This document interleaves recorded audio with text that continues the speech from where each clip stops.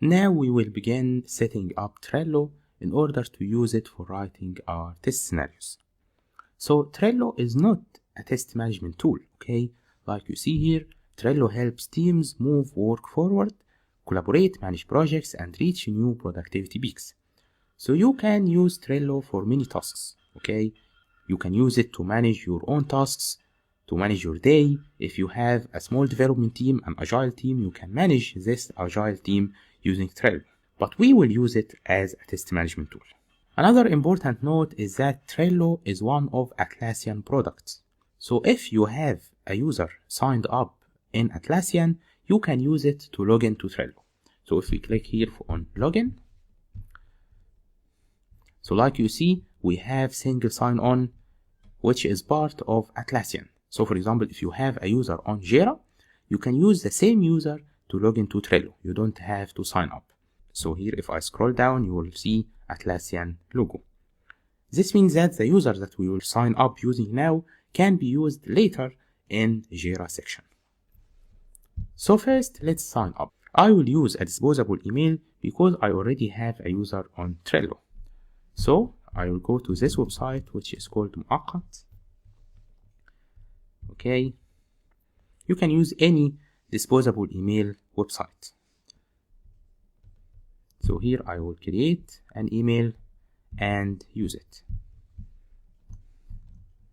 Okay, sign up is free. So because this website is Arabic, I can show you another one. If we go to here and write disposable email, you can use, for example, this website, temp-mail-o, okay, and copy this email, then you will find your inbox here. So here I will continue signing up. He is asking about my full name. I will call it new tester, sign up. Let's click on the stairs, verify. So now I will create something that's called a workspace. So the workspace is like my team, okay? Each team can have a workspace. For example, if I'm working on 3 different projects simultaneously, I can have a workspace for each one of them and invite my team members to the relevant workspace. In this case, if I invite you to workspace number 1, you will be only able to see the content of this workspace and can't see the content of other workspaces. So I will call it, okay, testing bootcamp workspace. Okay, and here I can invite my teammates. Continue. Let's verify. So here we have verify your email. Where is this message? Okay, let's scroll. Verify. So now I will create a password. Stairs again, okay.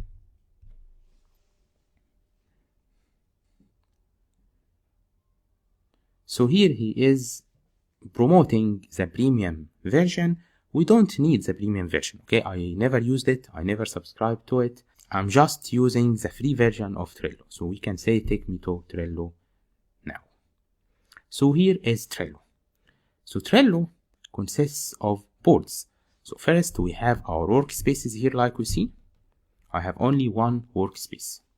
Inside my workspace, I have my boards. I can create another workspace from here. I can also create a board from a template. So here, for example, we have something that's called Kanban template. We will understand what is Kanban in Agile section.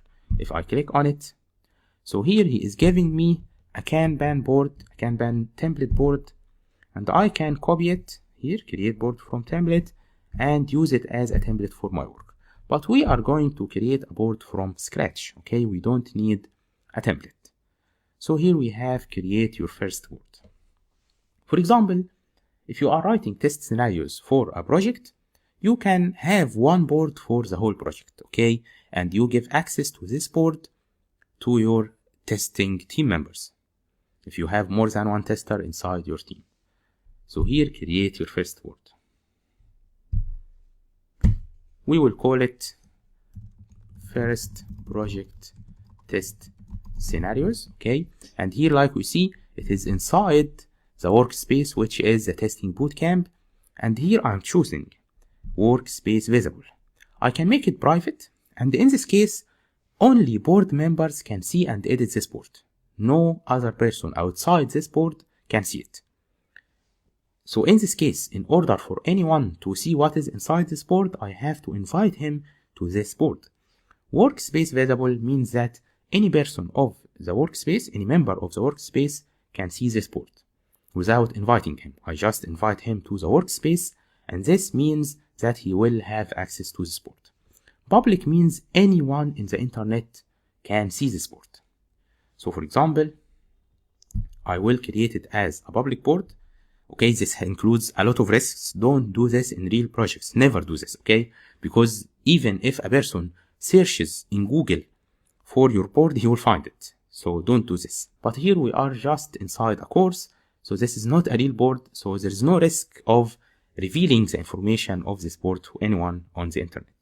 So I can say, yes, make this board public and create board. This means that any person who goes to this URL will find this board. Just try it now, okay? But not now, because if you try this now, you will find the board after all the scenarios are added to it, the last version of the board.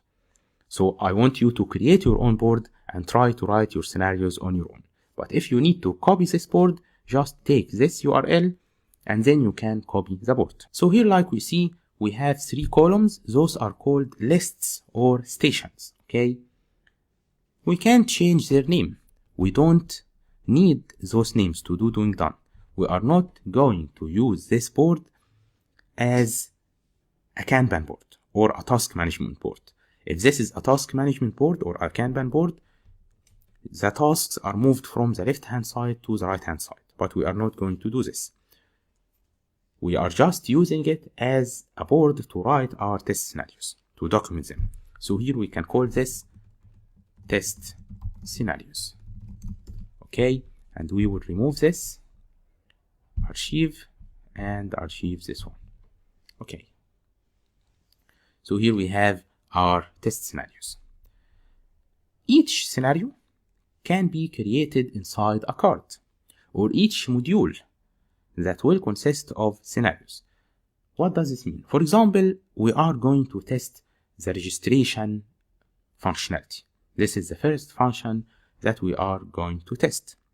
So we can create a card here and call it sign up. So this is the sign up scenario. Inside the sign up, we will list our test scenarios that are going to be used to test the sign up functionality. How do we do this? We open the card, sign up, and begin writing them. We can write them here in the description, but there is a better way to write them. If we click on the right hand, we have something that's called checklist, like you see here. Click on checklist and call it sign up test scenarios. Okay, and like we see here, we have a checklist that's called sign up test scenarios. Inside this checklist, we will begin to list all the test scenarios that are related to the sign up functionality. So in the next video, we will look at a sign up feature inside an application and begin to write scenarios for it. I wanted to mention a very important point here.